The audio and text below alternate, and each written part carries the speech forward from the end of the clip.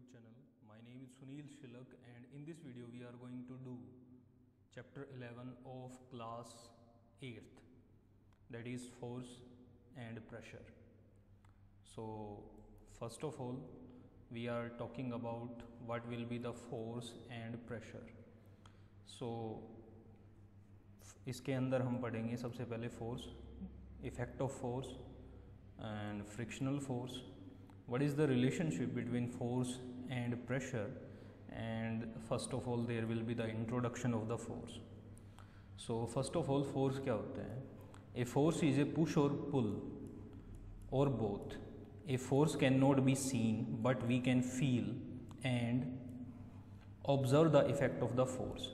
हम क्या कर सकते हैं, जो फोर्स होगा उसको देख नहीं सकते लेकिन उसको फील कर सकते हैं, उसके इफ़ेक्ट्स को फील कर सकते हैं. So first of all what is push? A force to move an object away from our bodies. जब हम किसी ऑब्जेक्ट को अपने से दूर करते हैं, ठीक है, उसको हम क्या कहते हैं? पुश कहते हैं.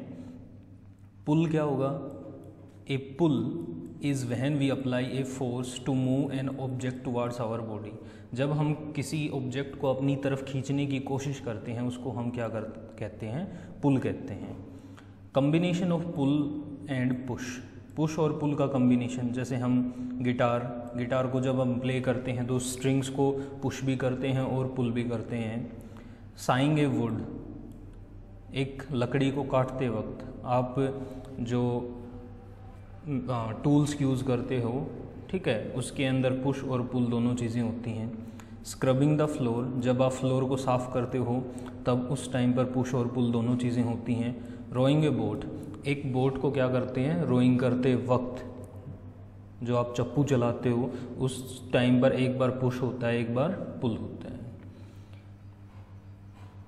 Now we have some examples here. Tug of war, tug of war के अंदर आप पुश करते हो या पुल करते हो? We pull. Drawing back a bow, एक तीर को आप अपनी तरफ खींचते हो, ठीक है, तो ये पुलिंग का एग्जाम्पल है. रेजिंग ए फ्लैग, फ्लैग के केस में आप जैसे ही रस्सी को अपनी तरफ खींचते हो, पुल करते हो, तो जो झंडा है वो ऊपर की तरफ चला जाता है. पुलिंग ए बॉक्स, एक बॉक्स को पुल करना.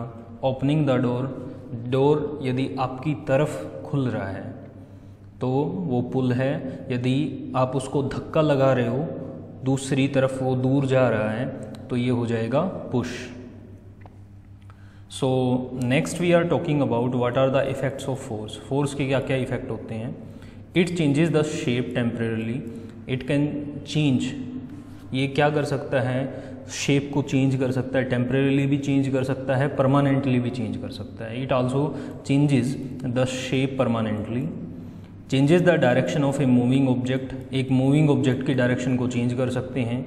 Change the speed of A moving object, एक मूविंग ऑब्जेक्ट की स्पीड को चेंज कर सकते हैं हम. स्टॉप्स ए मूविंग ऑब्जेक्ट और makes a stationary object moves, इसके थ्रू हम किसी ऑब्जेक्ट को रोक सकते हैं या फिर किसी स्टेशनरी ऑब्जेक्ट जो कि रेस्ट पे होती है उसको हम क्या कर सकते हैं?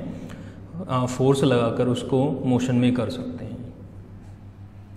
स्ट्रेचिंग ए रबर बैंड, ये शेप चेंज हो गई, ठीक है, और जैसे ही हम उसको छोड़ते हैं तो वो अपनी ओरिजिनल शेप के अंदर आ जाता है. तो इसके अंदर जो शेप है वो टेम्परेरली चेंज हुई है. प्रेसिंग ए स्पंज, जब आप स्पंज को प्रेस करते हो और जैसे ही छोड़ते हो वो अपनी ओरिजिनल शेप के अंदर आ जाता है. Squeezing A spring, after that it becomes like the first और द ओरिजिनल वन. तो ये अपनी पहली पोजीशन, अपनी ओरिजिनल पोजीशन के अंदर आ जाता है जैसे ही आप इसमें जो फोर्स है वो हटा देते हो. An object that will return to its original shape and size after being switched, pressed, twisted और stretched is elastic. Elastic objects क्या होती हैं? जो कि अपनी पोजीशन, अपनी शेप को दोबारा रीगेन कर लेती हैं जैसे ही हम अप्लाइड फोर्स को ज़ीरो कर देते हैं, उसको हम क्या बोलेंगे? इलास्टिक ऑब्जेक्ट्स, ठीक है. Next we have drop a glass. जब आप एक ग्लास को ड्रॉप करते हो तो ये टूट जाता है, तो इसकी जो पोजीशन है इसकी जो शेप है, ठीक है, वो परमानेंटली चेंज हो जाती है। तो ये क्या हो गया, इनइलास्टिक बोलते हैं इसको, ठीक है। इट इज़ टेम्पररी चेंज नहीं है ये, it is permanent change of shape. इसके अंदर भी जब आप एक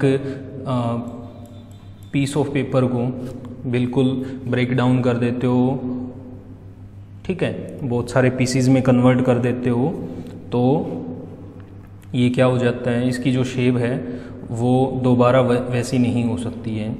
जब आप एक एम्प्टी कैन को क्रश करते हो, ठीक है, आप स्क्वीज़ करते हो, तो इसकी जो ओरिजिनल शेप है वो चेंज हो जाती है। इसको हम परमानेंट चेंज ऑफ शेप बोलेंगे।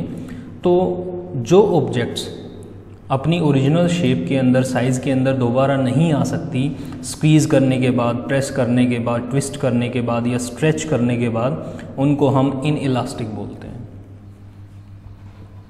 Now next we have children misconception. A solid can not be compressed और स्ट्रेच। आप बच्चे क्या सोचते हैं कि एक सॉलिड को हम क्या कंप्रेस नहीं कर सकते, स्ट्रेच नहीं कर सकते हैं। The shape of a solid object changes when a force is applied to it, whether it is temporarily or permanently, ठीक है। जैसे जो सॉलिड है उनकी शेप चेंज नहीं होती, हम ऐसा सोचते हैं, लेकिन एक मैग्नीट्यूड ऑफ फोर्स अप्लाई करके हम क्या कर सकते हैं, उसको टेम्परेरी या फिर परमानेंटली चेंज कर सकते हैं। जैसे यदि हम अभी हमने एग्जांपल देखा था क्रशिंग। यदि आप एक एम्प्टी कैन को क्रश करते हो तो इसकी जो शेप है वो क्या हो जाती है, चेंज हो जाती है। The force is applied in opposite direction, the moving object will change its direction. जैसे मान लो हम क्या खेल रहे हैं, बैडमिंटन खेल रहे हैं, तो जो कॉक है या शटल जिसको बोलते हैं वो आपके पास आती है और आप क्या करते हो, बैडमिंटन के थ्रू उसको दूसरी डायरेक्शन में मारते हो। तो यानी कि जो फोर्स होता है वो क्या करता है, उसकी डायरेक्शन को भी चेंज कर सकता है। जैसे ही आपको कोई पास देता है, ठीक है, फुटबॉल के अंदर कोई पास दे रहा है, तो आप उसको रोक कर फिर उसकी डायरेक्शन को क्या कर देते हो, चेंज कर देते हो। An object will move faster when a force is applied, it moves in the same direction as the applied force. जिस डायरेक्शन में हमने फोर्स लगाया है, जनरली ऑब्जेक्ट्स उसी डायरेक्शन के अंदर मूव करती हैं। जितना ज़्यादा फोर्स लगाओगे उतना ही ज़्यादा क्या होगा, मोशन होगा। मिसकंसेप्शन क्या है यहाँ पर, a force is needed to keep an object moving with a constant speed. किसी ऑब्जेक्ट को यदि हमें कॉन्स्टेंट स्पीड पर क्या करना है, मूव करना है, तो हमें फोर्स की ज़रूरत होती है। Explanation: you do not need forces to move at a steady speed, but if you keep the same speed yet changes the direction, like moon around a planet, then you have a force acting on you anyway. यानी कि वैसे तो Isaac Newton एक scientist थे, उन्होंने कुछ laws दिए थे, 3 लॉज ऑफ मोशन। तो उनका फर्स्ट लॉ ऑफ मोशन ये था कि यदि कोई ऑब्जेक्ट रेस्ट में है तो वो रेस्ट में ही रहेगी, कोई ऑब्जेक्ट यदि मोशन में है तो मोशन में ही रहेगी, जब तक उसके ऊपर कोई एक्सटर्नल फोर्स अप्लाई ना करे। लेकिन जैसे मान लो हमारे पास एक फुटबॉल है, आपने उसको किक किया, थोड़ी देर चलने के बाद, थोड़ी सी डिस्टेंस कवर करने के बाद ये रुक जाती है, ठीक है। तो रुकने का मतलब क्या हो गया कि इसके ऊपर कुछ ना कुछ अपोजिट डायरेक्शन में फोर्स एक्ट कर रहा था, जिसकी वजह से ये क्या हो गई, रुक गई, ठीक है। तो ऐसे ही यदि हम, वैसे आपको ही पता होगा फ्रिक्शनल फोर्स काम कर रहा है, यदि हम फ्रिक्शनल फोर्स को क्या कर दें, ज़ीरो कर दें, तो क्या होगा, ये ऑब्जेक्ट हमेशा ऐसे ही उसी स्पीड में मूव करती रहेगी। नेक्स्ट है direction of force, direction of motion, direction of force. जैसे मान लो एक बच्चा है, वो फुटबॉल को किक करता है, तो इसी डायरेक्शन में उसने फोर्स लगाया था, इसी डायरेक्शन में उसका मोशन हुआ है, लेकिन गोलकीपर है वो क्या करता है, उसको होल्ड कर लेता है, यानी कि अपोजिट डायरेक्शन में फोर्स लगाता है, जिसकी वजह से जो फुटबॉल है वो रुक जाती है। A stationary ball will move when it is kicked, जब किसी स्टेशनरी बॉल को आप मूव करते हो तो ये अपनी पोजीशन चेंज कर लेती है, moves in the same direction as the applied force, उसी डायरेक्शन के अंदर मूव करती है जिस डायरेक्शन में हमने फोर्स अप्लाई किया था। The moving ball will stop when an equal force is applied in the opposite direction of its motion. जैसे ही जो गोल कीपर है उससे अपोजिट डायरेक्शन में, जिस डायरेक्शन में जो ऑब्जेक्ट है आ रही है, तो उससे अपोजिट डायरेक्शन में यदि वो फोर्स लगाएगा तो क्या होगा, जो ऑब्जेक्ट है यानी कि जो फुटबॉल है यहाँ पर रुक जाएगी। Now the next one we have friction. What is friction? Friction occurs when two surfaces are in contact with each other. जब दो ऑब्जेक्ट एक दूसरे के साथ कॉन्टैक्ट में होती हैं तो फ्रिक्शन प्रोड्यूस होता है। तो सबसे पहले हमारे पास कौन कौन से फैक्टर हैं जिनके ऊपर फ्रिक्शन डिपेंड करता है? It depends upon the physical condition of the surface and the wait of an object. Physical condition का मतलब यहाँ पर ये है कि ऑब्जेक्ट का जो सरफेस है वो कैसा है, स्मूथ है या रफ है। स्मूथ सरफेस पर जो फ्रिक्शन होता है वो कम होता है, जबकि रफ सरफेस के ऊपर जो फ्रिक्शन होता है वो ज़्यादा होता है। Next we have weight of an object. जितना ज़्यादा वेट होगा उतना ही ज़्यादा फ्रिक्शन होगा। So next we have the advantage of friction. Enable people to run walk without falling और स्लीपिंग। यह लोगों को चलने में या फिर दौड़ने में हेल्प करता है बिना गिरे या फिसले। Enable us to write on paper. जो पेन की जो निब होती है वो पेपर के साथ कांटेक्ट में होती है। जब भी कोई भी दो ऑब्जेक्ट यदि एक दूसरे के साथ क्या है, कांटेक्ट में है, तो वहाँ पर फ्रिक्शन होगा। Enables a car to stop when the brakes are applied. जब ब्रेक्स अप्लाई किए जाते हैं तो ये एक कार को रुकने में हेल्प करता है। Enables an object to be stationary. ये क्या करता है, किसी भी ऑब्जेक्ट को रेस्ट पोजीशन पर लाने के लिए पॉसिबल है, यानी कि रिस्पॉन्सिबल है, उत्तरदायी होता है ये। Music instruments can produce sound. Music जितने भी म्यूज़िक इंस्ट्रूमेंट होते हैं वो साउंड प्रोड्यूस कर सकते हैं फ्रिक्शन की वजह से। Allow vehicles to travel on the road without sleeping. जितने भी व्हीकल्स रोड के ऊपर चलते हैं वो फ्रिक्शन की वजह से ट्रैवल कर पाते हैं। Next we have the ways to reduce friction. किन किन वेज से हम फ्रिक्शन को रिड्यूस कर सकते हैं? First one we have use of ball bearings. Ball bearings का यूज़ करके। Use wheel and axle. Wheel और एक्सल यूज़ करके। Use lubricant such as grease और ऑयल। ग्रीस या फिर ऑयल यूज़ करके भी हम क्या कर सकते हैं, फ्रिक्शन को रिड्यूस कर सकते हैं। Use air cushion. Air cushion use करके हम क्या कर सकते हैं, फ्रिक्शन को रिड्यूस कर सकते हैं। Use of roller bearing. बाल बीयरिंग और रोलर बीयरिंग अलग अलग होते हैं। बाल बीयरिंग के अंदर छोटी छोटी गोलियां प्रेजेंट होती हैं दो सरफेसेस के बीच में, और रोलर बीयरिंग के अंदर गोलियां प्रेजेंट नहीं होती हैं, छोटी छोटी बॉल्स प्रेजेंट नहीं होती हैं। What are the disadvantage of friction? Friction के डिसएडवांटेजेस क्या क्या हैं? It slows down a moving object. ये एक मूविंग ऑब्जेक्ट को स्लोज डाउन कर देता है। Causes the surfaces of the object to wear out. ये क्या करता है, जितने भी ऑब्जेक्ट्स होते हैं उनको उनकी लाइफ स्पेन को कम कर देता है। Causes less effectiveness of the moving machine. एक मशीन की इफेक्टिवनेस को कम कर देता है, यानी कि उसकी एफिशिएंसी को 100% नहीं होने देता है। Causing heating. हीट काज करता है। Causes sound pollution. Sound pollution इसकी वजह से होते हैं।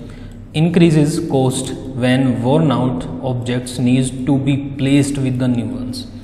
तो ये क्या करता है, यदि worn out होगा, wear out होगा, यानी कि लाइफ स्पेन कम होगी किसी भी ऑब्जेक्ट की, तो हमें नई चीज़ों को उसकी जगह लाना पड़ेगा। तो हम सिंपल भाषा में बात करें, जैसे हम नई बाइक लेके आते हैं या कार लेके आते हैं, तो कुछ समय बाद उसके जो टायर्स हैं वो हमें चेंज करवाने पड़ते हैं। ऐसा क्यों होता है? क्योंकि फ्रिक्शन की वजह से वो घिस जाते हैं और वो स्लिप करने लग जाते हैं, ठीक है। और इस स्लिपिंग से बचने के लिए हम क्या करते हैं, न्यू टायर्स लगवाते हैं। Now we have the misconception here. Friction is only present when something is rubbing against a moving object. कोई मूविंग ऑब्जेक्ट है, उससे हम कोई चीज़ को रब करते हैं तभी फ्रिक्शन होता है, ऐसा नहीं होता है। तो जितनी भी ऑब्जेक्ट्स हैं वो एक दूसरे के कांटेक्ट में है, which means they have friction between them, उनके बीच में क्या होगा, फ्रिक्शन होगा। जैसे यहाँ पर हमारे पास एग्जांपल है, एक मैच बॉक्स है और मैच स्टिक को जैसे ही हम रब करते हैं फ्रिक्शन की वजह से ये जलना शुरू कर देती है। आप एक गिलास को होल्ड किए हो तो आपका जो हाथ है वो गिलास के साथ कांटेक्ट में है, which means they have friction between them. एक क्लॉथ की हेल्प से आप क्या कर रहे हो, विंडोज़ को रब कर रहे हो, साफ़ कर रहे हो, तो जो हाथ और जो क्लॉथ है वो भी एक दूसरे के साथ कांटेक्ट में है, उनके बीच फ्रिक्शन है। उसके बाद क्लॉथ और जो ग्लास है उनके बीच में भी फ्रिक्शन होगा। Next we have relationship between force and pressure. Force और प्रेशर का एक दूसरे के साथ क्या संबंध होता है।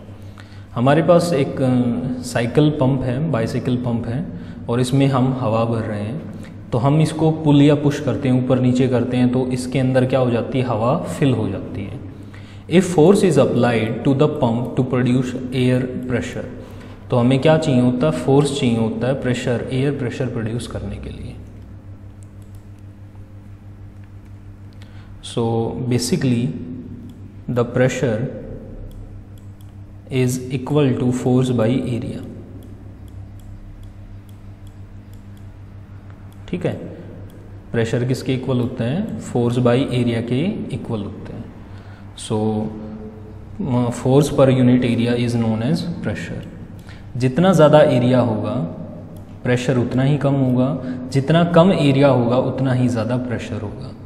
ठीक है, प्रेशर और फोर्स एक दूसरे के डायरेक्टली प्रोपोर्शनल होते हैं, which means if force is applied more then pressure will be more, if force is applied less then pressure will be less. So इस वीडियो के लिए सिर्फ इतना ही। If you like my video please share, comment and subscribe to the channel. Thank you everyone.